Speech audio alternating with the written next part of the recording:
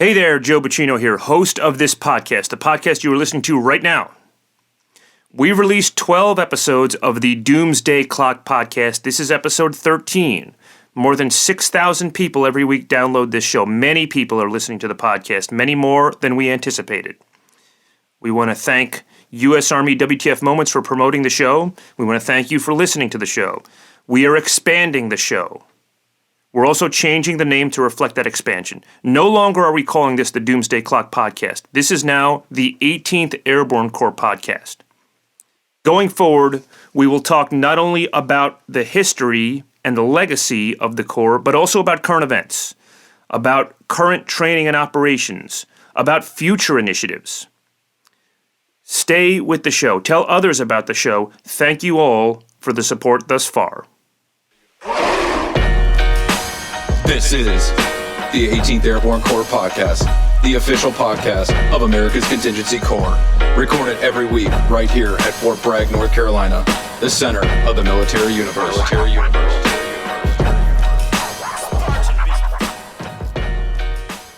The charter of this podcast, formerly the Doomsday Clock podcast, now the 18th Airborne Corps podcast, is that we fully explain one complicated subject, either over the course of a single episode or through multiple episodes. Generally, that subject is an event, a moment, a person from history. Today, we're going to fully explain a complicated subject, but it's from the history we're all living right now. We're recording this on Wednesday night, March 3rd, for release on Tuesday, March 9th. And as we do, the Army finds itself amidst an information struggle. The Army is vaccinating its soldiers and its TRICARE beneficiaries against COVID-19. It's one of the most important Army efforts of the moment, perhaps the most important. We record this show on Fort Bragg, North Carolina, the base on which the 18th Airborne Corps is headquartered. Because Fort Bragg is the largest military post in the country, and because it houses the 18th Airborne and the Special Operations Forces, it was prioritized for vaccination by the Department of Defense. We began vaccinating our soldiers and TRICARE beneficiaries on December 15th. Since then, we've vaccinated tens of thousands of people. However, many soldiers are refusing the vaccine, as is their right. You see, for now, the vaccine is optional. Over the past month, there has been a concern in the national media and across the Department of Defense about the low rate of opt-in. By the thousands, U.S. service members are refusing, or at least putting off, the COVID-19 vaccine. Meanwhile, commanders scramble to knock down internet rumors and misinformation that may be confusing soldiers about the vaccine. Last month, General Edward Bailey, the surgeon for Army Futures Command, told the Associated Press, "We're still struggling with what is the messaging and how do we influence people to opt in for the vaccine."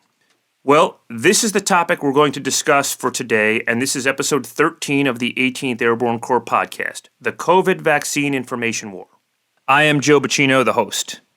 Before we bring on our guests, I want to talk to some Fort Bragg soldiers who initially refused the COVID-19 vaccine and have since changed their minds.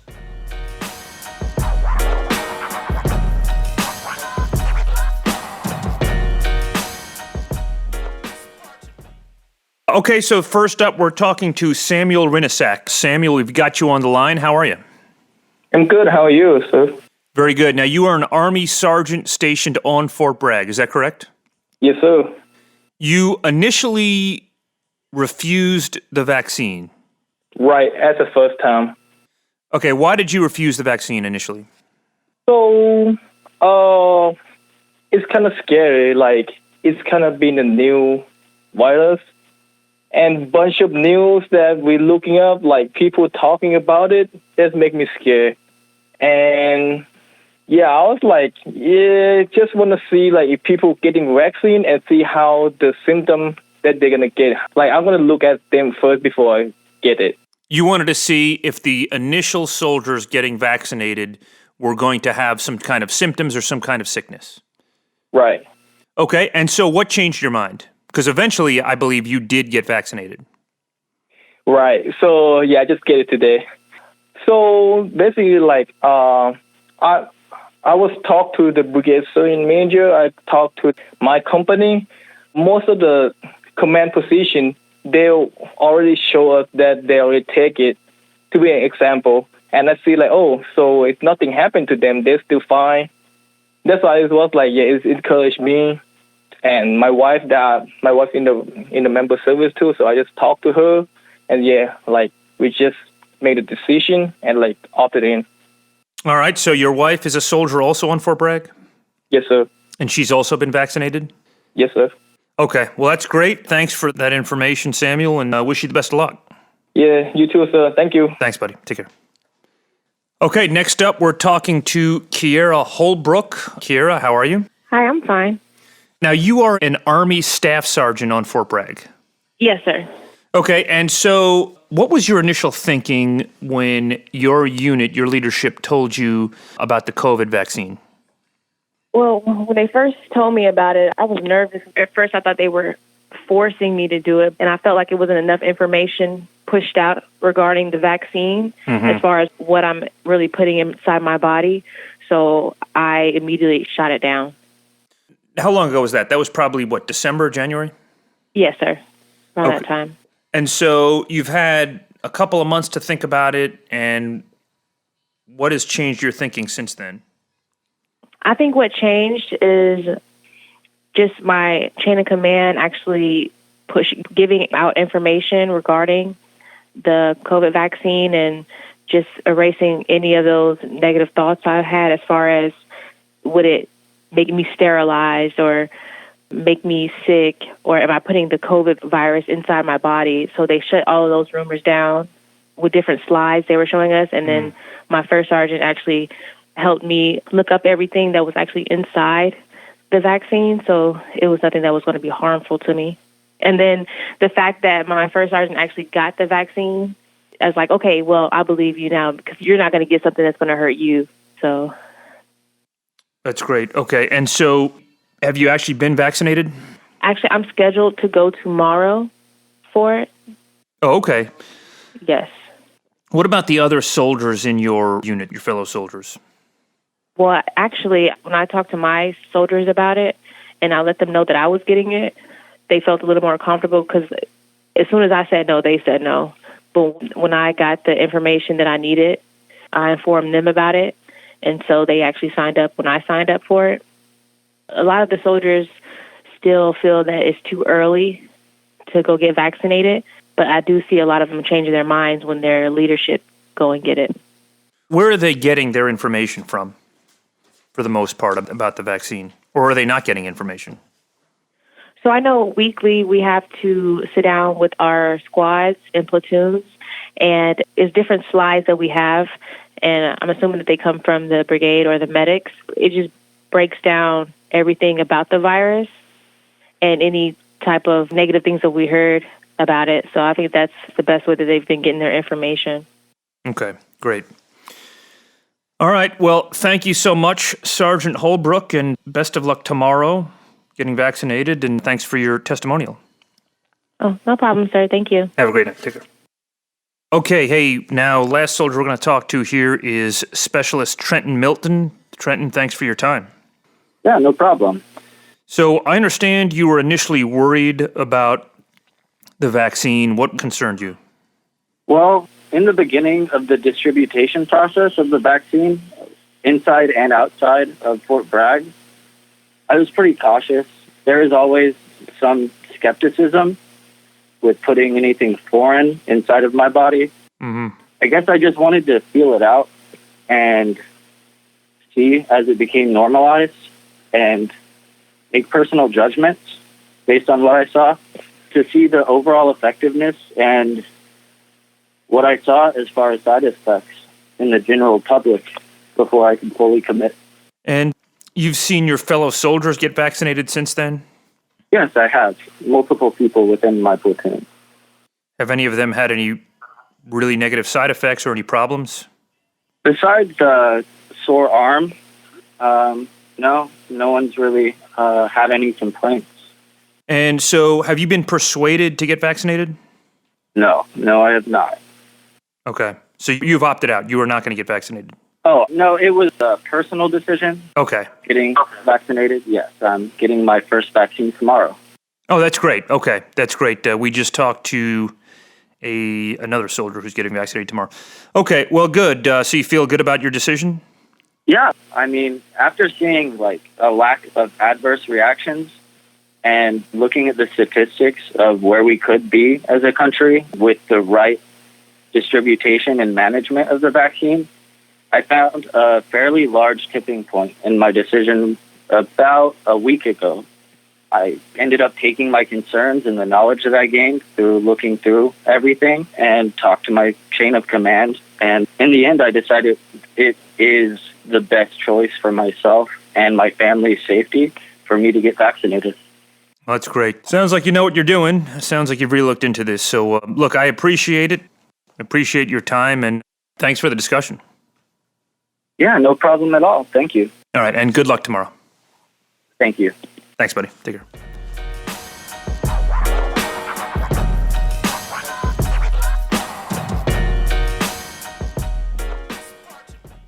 Now you've heard from 3 Fort Bragg soldiers. Now let's hear from some experts. There are no 2 people better suited to inform this discussion than Owen Price and Dr. Sammy Choi. Owen is an Army Lieutenant Colonel and the Force Health Protection Officer for the 18th Airborne Corps, and Dr. Choi is the Chief of Research for Fort Bragg's Womack Army Medical Center, where he served our soldiers and families since 1989. I want to read through Dr. Choi's bona fides here because they are significant and critical to the issue at hand. He is a graduate of the University of Oklahoma School of Medicine who completed a combined internal medicine and pediatrics residency at William Beaumont Army Medical Center. During the COVID pandemic, Dr. Choi has facilitated more than 15 research protocols, including prevalence studies, genomic sequencing, investigational treatments, and vaccine clinical trials. So when we're talking about the vaccine, he knows his business. He's also partnered directly with leading scientists and universities in the United States and Israel to inform local leadership of the emerging science in the transmission and diagnosis of COVID. He has more than 150 peer-reviewed publications and extramural presentations. He's given more than 500 lectures. Suffice it to say, he is an expert on the matter at hand, certainly someone worth hearing out on the subject. Now, Owen Price is the primary advisor to the 18th Airborne Corps commander on the COVID-19 vaccine. Early in the pandemic, he developed a screening, quarantine, and isolation guidance that was ultimately adopted by the Department of the Army. He's worked extensively to maintain readiness while protecting the force and our community here from the virus. He tracks and reports trends and developments both globally and nationally that may impact the 18th Airborne Corps, and he's developed a system of metrics to inform the health protection posture of our installation. He serves on working groups. He's focused on the safe reopening of our installation and our services, and he was significantly involved in designing a safe reopening strategy for our installation schools. So, Dr. Choi, Owen, welcome to the Doomsday Clock podcast. Thanks so much. Thank you. Glad to be here. So, Dr. Choi, I'll just look to you and really start at the heart of the matter. Why is this important, and what happens if we don't improve our opt-in rate and vaccinate a larger portion of the force? I think one of the most important things is for the public health. So what's interesting about the virus is that it cannot grow outside a human host. So if someone doesn't get infected, it's really amazing. If it can't infect anybody, it can't replicate. And then it's the process of replication that causes the variants.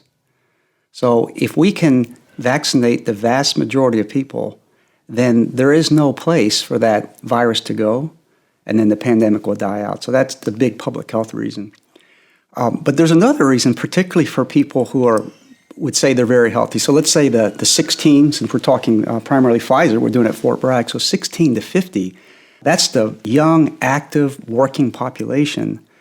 The problem is that there is a risk of something that we're calling the long haul syndrome. So anywhere from 10 to maybe 25%, some studies up to 40% can develop this syndrome where they can have chronic fatigue and then this cognitive fog, among other things. But you can also have persistent cough and shortness of breath and GI symptoms.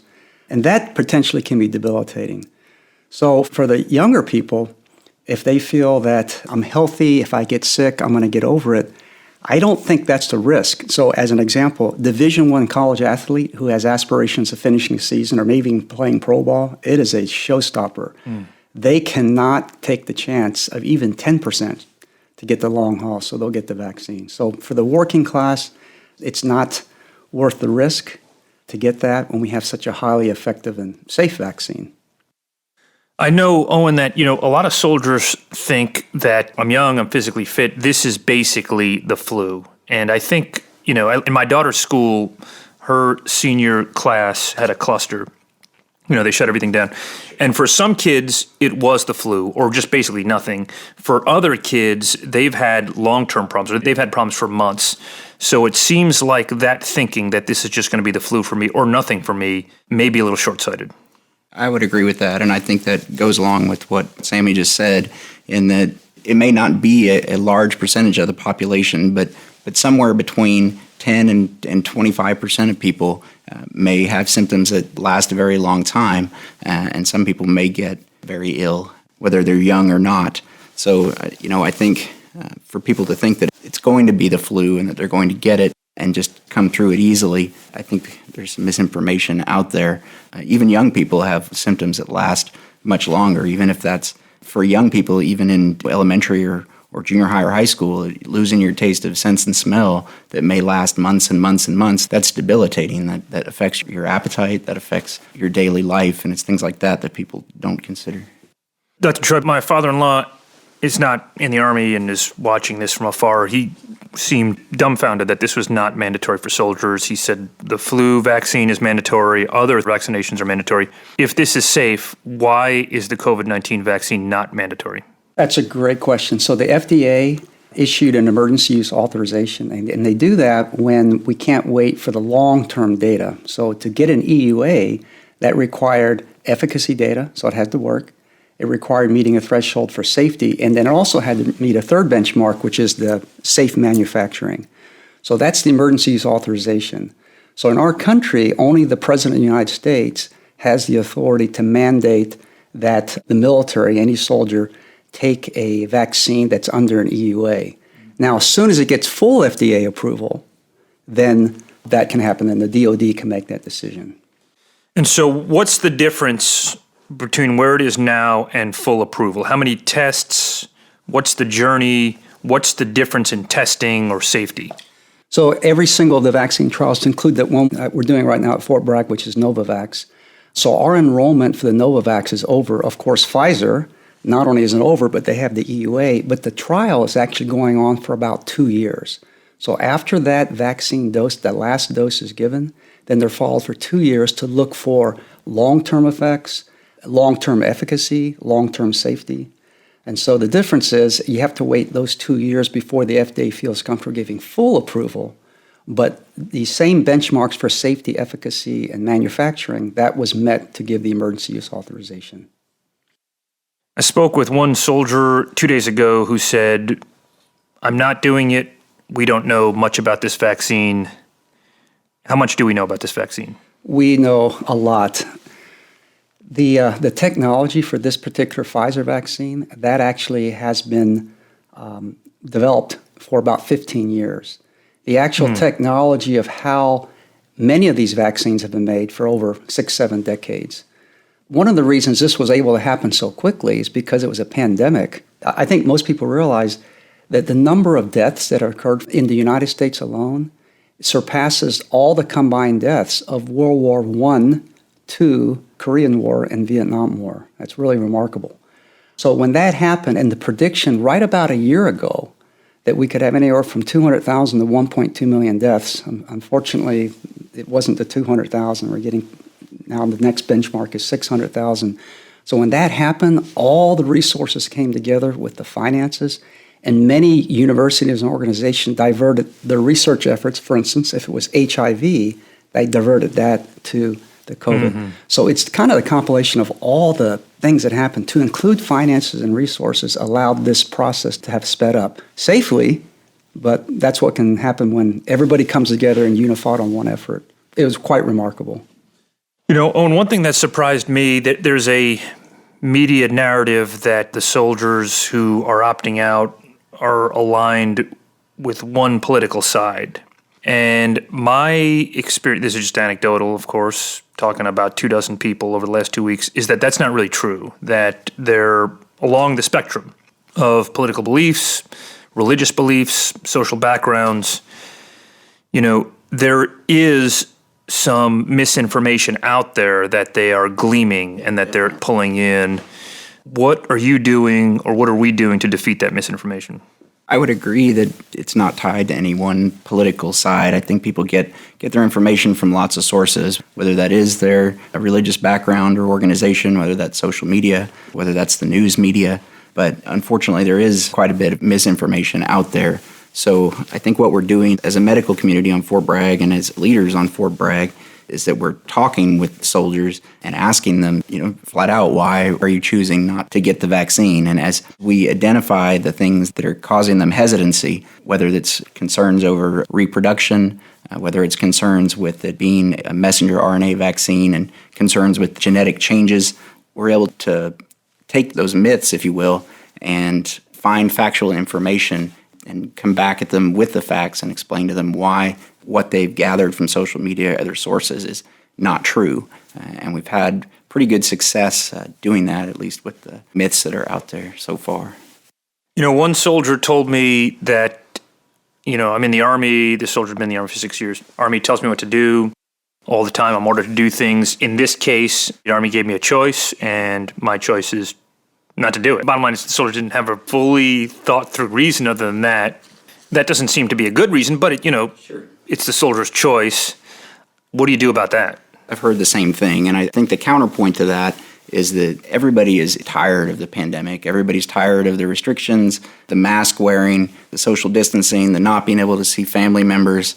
Everybody's just sort of reached the end of their patience with it.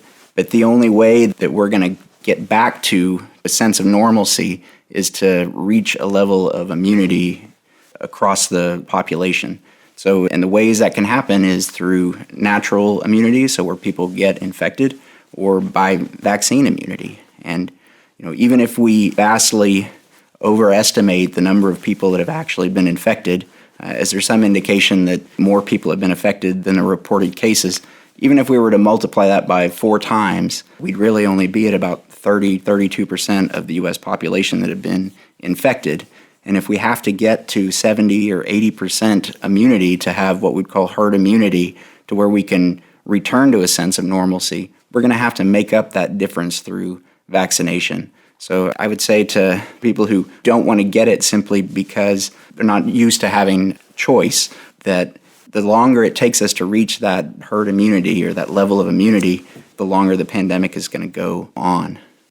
Dr. Choi, here on Fort Bragg, we're using the Pfizer vaccine, as you have identified. I've seen a lot of information, a lot of studies on the Pfizer vaccine. How safe is it? Very, very safe. The original clinical trial, we've looked at it so many times, the data. So roughly 40,000 dosages were given, doses for Pfizer. So you had about close to 20,000 got the first and second dose. And that's a pretty good number. And looking at the data very carefully at all age groups, all ethnicities, races, genders, and even among the breakdown of how many complications or comorbidities, meaning did you have diabetes or obesity, hypertension, and looking very carefully, there was no, we call it a signal. So the group that got the vaccine, how did they do against the group that got the placebo? So they got an injection of salt water rather than the vaccine. And there were absolutely no signals that occurred, from the most serious, which would be death, to the more minor things, which is local reaction. The only thing that happened with any of these vaccines, which can happen with flu, can happen with measles, mumps, rubella for children, is that there's this allergic reaction called anaphylaxis. And we expect that to happen with any vaccine. But other than that, there was no signal. But what's really amazing, if you think there were 40,000 doses given in the clinical trial with Pfizer, Israeli study, the one that was recently published about 2 weeks ago, they actually gave almost 600,000 doses in the vaccine group compared to 6,000 in the non-vaccinated group. And they did the same thing that was done in clinical trials, and there is no signal. And then finally, the CDC has been tracking. And I think that's what's nice about the vaccines now, is because of the pandemic, never before has the Center for Disease Control done a vaccine traffic. There's actually an app, which I did on the phone, called vSafe, and they're tracking. Everybody can put in how do you feel? Are you sore? Did you have muscle ache? Did you have to see a doctor? Did you have to take off from work? And millions who have actually done that program, still there's no signal. anything other than the allergic reaction. No signal for death, no signal for any of these weird neurologic reactions, no signal for just anything that would be, say, you know what, we better pause. There has been absolutely no pause. Just one aside, and I think we talked about this once at one of our meetings. The original AstraZeneca, they actually paused it in the UK. And the reason they did that is because someone had a spinal cord side effect. When they broke the seal on that case, it turned out the person who got the side effect was actually someone who received placebo. It actually wasn't a vaccine. So that's why these trials are so good. But what I really like is places like Israel and the UK that are doing what we call real-world studies. They're actually comparing it to a group that has not had the vaccine, and yet there is no signal. That's really amazing. I would encourage anybody who is, concerned to read that study, that Israeli study. In my mind, it leaves no doubt. I'm not an expert in this. I've not read studies on this, but it really confirmed what you'd been saying, what you've both been saying, and in my mind, affirmed my notion of safety around the vaccine. Owen, you have an interesting story with regard to your family, vaccination in your family. I think that might be illuminating for some people listening. What do you think? No, I think so. I think it gets at another reason, if you will, to get vaccinated. And so right at the end of January, my oldest son tested positive for COVID-19. And then the next day, my youngest son and their mom both tested positive. So as a close contact, went into quarantine with them, but made the decision that as I was vaccinated twice, I'd already had both doses of the Pfizer vaccine, and I was about 18 days past my second shot, that I was not going to separate myself from them. So being vaccinated allowed me to care for them. All three of them developed symptoms over the next few days and were quite ill, but I was able to care for them through their recovery period. And while they were sick, I never developed one symptom. And then to aid in showing how effective the vaccine is, I was tested for COVID-19 3 times over the course of the next 2 weeks, and all of those tests were negative as well. So for me, it was very reassuring that I could be around in not even just close contact, but very close contact with 3 people that were symptomatic in the same area, in the same house, and be able to take care of them and not get sick myself. It was quite reassuring. Thanks for that. That's a really inspiring anecdote there. One thing, Dr. Choi, one soldier said to me just today, about 4 hours ago, is that we may not know what will happen with this vaccine, what will happen with our bodies as a result of this vaccine, 10, 20 years down the road.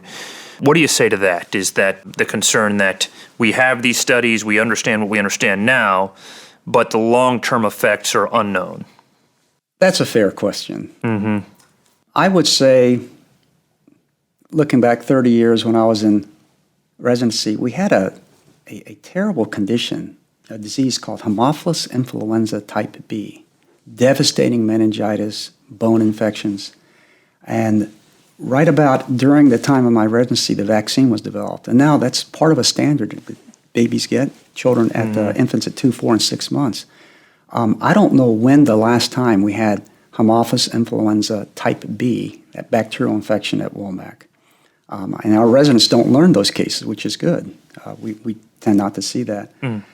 So when that came out, there was a little bit of, I remember that time, the Europeans started it first, and in our country it was now we're adding another vaccine. They're already getting DPT, diphtheria, pertussis, and tetanus, and now we're adding HIV. And what else are we going to do? Well, we've tracked that now for several decades, and there has not been a single case of what we call long haul syndrome. It doesn't exist for vaccines, long-term effects. Now, there are certain things that have been associated with other vaccines, and the risk is small. But what's nice with the millions that we have in the UK combined with in the Israeli study, without having that, the longer we go, we're going to see, I think that's going to be demonstrated to be safe. So it's a fair question. How do I know what's going to happen 10 to 20 years from now? And I guess if I had this crystal ball, or if I were, the prophet Elijah, I don't think there's anybody on planet Earth that could say that. And if they could, we probably would have never been in this place to begin with, because we would have known. So it's kind of a faith and trust issue. So if someone really feels they can't, what I would say is, okay, what do you think the ultimate risk versus the benefit? So as soon as now my youngest son is 14, Well, he won't be eligible for a while unless they have, of course, Pfizer and Moderna doing the studies, but as soon as he's eligible, he'll get it. Now, the oldest one in my family, my son, is 36, so I have a wide spread. He actually got COVID, but he can't wait to get the vaccine as soon as he's eligible. And then my mother, who's 94, she's received both her Pfizer vaccines. So from the whole spectrum, to include people I know who are pregnant, it's all about risk versus benefit. And the risk seems so low with the safety data versus the benefit. So I would say yes. I can't absolutely tell you because I'm not the prophet Elijah. Right. Well, I appreciate your honesty on that. It seems like the long-term risk associated with COVID seem to be much greater. Correct. That seems to be what's concerning to me. In my family, same thing. I'm 46. I'm like you two. I'm double vaccinated, so I'm fully clear. My wife is also 46. She's a high-risk condition. She is also double vaccinated. So within my house, my bubble is complete, minus my daughter, who's waiting to reopen school, who's 16. But as soon as it's open to her, she's ready to get in there, and then from there, rejoin society. We've been sort of really locked down. So, and that's really the key, I think. One of the key themes here is that we can't fully reopen Fort Bragg until we get this done. And, the isolation is, being unable to go to the gyms, being able to go to the movies, go out and associate with people. I think there's also a social effect there. There's social harm associated with absolutely. that. So, all right. Well, look, this has been very informative. What else should we be thinking about, Owen? I think we've hit most of the key points. I think, just the desire to return to society is really the driving point. I think the longer that we go giving vaccines, there's already millions and millions of doses given. I think we're going to see the safety and the efficacy data play out just as we're seeing now. And as more vaccines become available, with Johnson & Johnson vaccine added and Novavax on the way as well, we have an opportunity to really turn a corner as long as people will receive education and make the educated decision. Dr. Choi, why don't you leave us with a final word of wisdom here? I have a colleague who leads a research consortium in San Antonio, and when they started up the AstraZeneca trial, they knew this is going to be the hardest thing they've ever done. And the same thing with Womack. We thought, should we go ahead and do this Novavax? It is a huge mammoth effort. And she said, the reason I did it, Sammy, this is our contribution to humanity. And I think that certainly motivates our principal investigator for the vaccine trial, all that effort. So the final comment would be, if someone didn't want to get the vaccine, if they have a really strong reason, a gut feeling, then I honor that. But to try to rationalize it, be logical about it, the reason we do this is because of what happened a year ago. If a variant would take over and we start seeing a surge because of what happened in those high population dense areas like New York City, what happens in Houston, it's going to cause a very quick reaction. And what's going to happen, there will be a shutdown. And when that happens, everybody suffers. Everybody suffers. So I'm concerned about schools. I'm concerned about a generational drop that may have happened. We're very concerned. So for the sake of humanity, if nothing else, getting the vaccine is a once-in-a-lifetime opportunity that the whole United States and the whole world can actually contribute. Yeah, probably just leave it there on those final words. Really, let's hope that doesn't happen. Let's hope that there's not a rise in another new variant, another surge. It would be tough. Here on Fort Bragg, on a military installation, we are very protected and insulated for the most part, relative to the rest of America, relative to the rest of the country. There's probably, I imagine, school children and parts of society that may never fully recover from what they lost in a year. Just the isolation, the taking kids away from a school where they've got, regiment and they've got, a system and people looking after them. There are parts of the country that need that. And so let's hope that we're on our way through, and it does look optimistic. Yes. Yeah. So, all right. All right, gentlemen. Thank you so much. All right. Thank you.